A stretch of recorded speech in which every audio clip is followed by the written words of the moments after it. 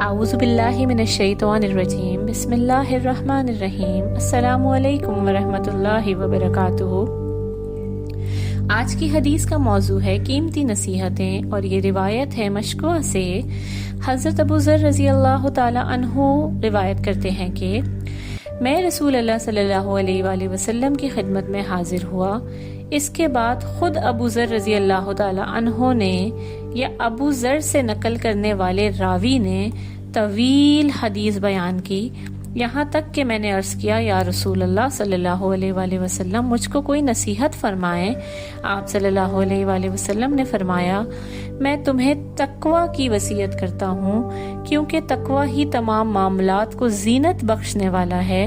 میں نے عرض کیا کچھ اور نصیحت فرمائیں۔ آپ صلی اللہ علیہ وآلہ وسلم نے فرمایا کہ لازم سمجھو اپنے لیے تلاوت قرآن اور ذکر کو، کیونکہ تلاوت قرآن اور ذکر اللہ تمہارے لیے آسمان میں ذکر کا باعث ہوگا اور زمین پر نور کا سبب ہوگا۔ میں نے عرض کیا کہ کچھ اور نصیحت فرمائیں۔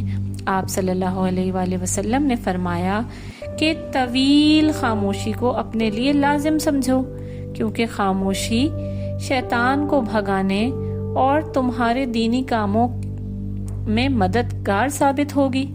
میں نے عرض کیا کہ کچھ اور بھی نصیحت فرمائیں، تو آپ صلی اللہ علیہ وآلہ وسلم نے فرمایا کہ بہت زیادہ ہنسنے سے پرہیز کرو، کیونکہ زیادہ ہنسنا دل کو مردہ کر دیتا ہے اور چہرے کی زینت کو ختم کر دیتا ہے۔ میں نے عرض کیا کہ کچھ اور نصیحت فرمائیں، تو آپ صلی اللہ علیہ وآلہ وسلم نے فرمایا کہ سچی بات کہو، اگرچہ کڑوی ہی کیوں نہ ہو۔ میں نے عرض کیا کہ کچھ اور بھی نصیحت فرمائیں۔ آپ صلی اللہ علیہ وآلہ وسلم نے فرمایا کہ اللہ کے معاملے میں کسی ملامت کرنے والے سے نہ ڈرو۔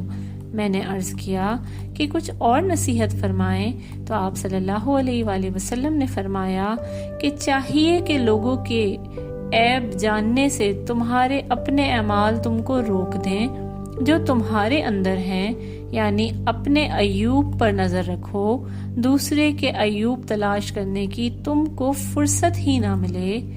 جزاک اللہ خیرا کثیرا۔